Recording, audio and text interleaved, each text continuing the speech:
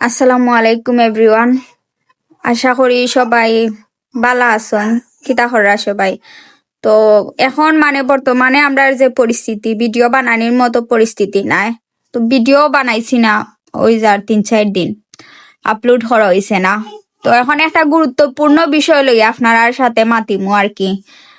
এই ভিডিওটা না বানাইয়া পারলাম না। তো কতই লগিয়া আমার ফুফুমণি মারা যাওয়ার পর থাকি সবাই জানেন যে তাই একটা বেবি জন্ম দেওয়ার সময় মারা গেছেন। তো সবে আইরা যে বেবিটারে ফালখা নিতা হেন হইরা আমারে দিলাও, হেন হইরা আমারে দিলাও, প্রতিদিন গুইট গুইট হইয়া মানুষ আইরা আইয়া খালে কইরা যে বাচ্চাটারে ফালখা দিলাইতাম তেথান তান্ডে দিমুনি।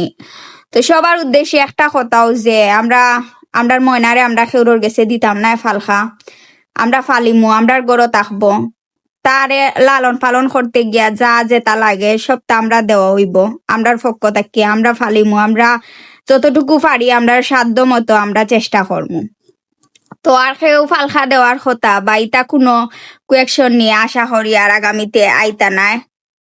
আর আর কিতা হইতাম, সবাই দোয়া করবা আমরার ময়নাটা অসুস্থ, সবাই দোয়া করবা তারে নিয়ে হসপিটাল ভর্তি আসন, আমরার ময়নাটা সুস্থ হইতো আর আল্লাহ তারে নিয়ে খায়াত দান করতা। সবাই ওখানো আপনারা গেছে কামনা, আপনারা দোয়া করবা ময়নাটার লাগিয়া। আর আমার ফুফুর লাগি দোয়া করবা, আল্লাহ তান্ডে বেশ নসিব করতা।